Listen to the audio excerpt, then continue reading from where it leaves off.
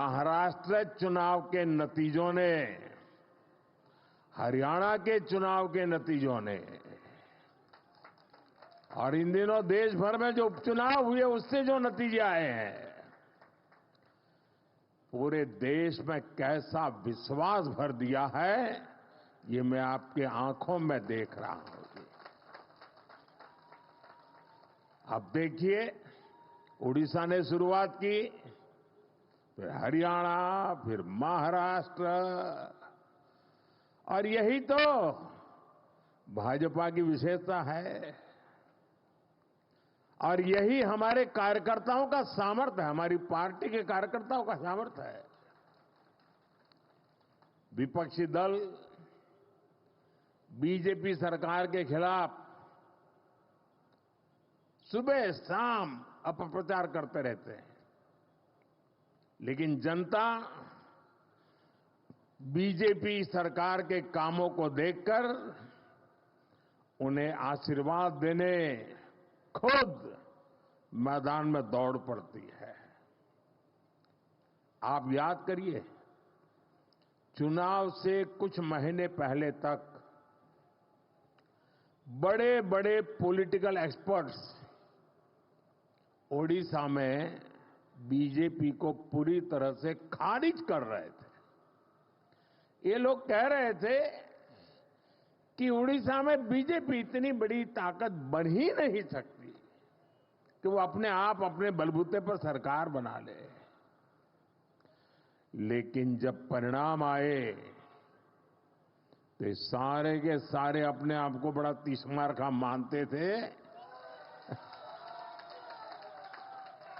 वो लोग हैरान हो गए, क्योंकि उड़ीसा के लोगों ने भाजपा की केंद्र सरकार के कामों को और दिल्ली में बैठते हुए भी उड़ीसा के लोगों के साथ जो अपनापन का नाता, सुख दुख का साथ, ये 10 साल में उड़ीसा के गांव गांव, घर घर ये बात पहुंच चुकी थी। जब राज्य में हमारी सरकार भी नहीं थी, हमारी योजनाओं के नाम भी बदल दिए जाते थे,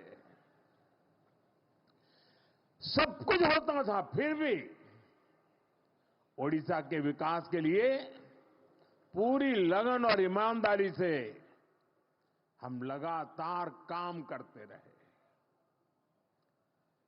केंद्र सरकार ने, और मैं कहता हूं भारत सरकार के मंत्रिपरिषद में जितना उड़िया का प्रतिनिधित्व रहा है, पहले कभी नहीं रहा। और केंद्र सरकार ने कभी ये नहीं सोचा कि यहां पर जो सरकार है वो हमारे साथ है, नहीं है, कार्यकर्ताओं को अच्छा लग रहा है, बुरा लगता है, हम वो नहीं सोचते थे। हम जनता का भला करना सोचते थे। और हमने उड़ीसा को केंद्र से मिलने वाले बजट को 3 गुना किया था। हमने उड़ीसा के लिए नई नई योजनाएं बन चलाई, जहां वर्ग हर समाज की समान भाव से सेवा की। और इसलिए उड़ीसा की जनता बीजेपी की नीतियों को और कार्यशैली को भली भांति जान पाई, उनका एक विश्वास पैदा हुआ और दिल खोलकर हमें आशीर्वाद दिया।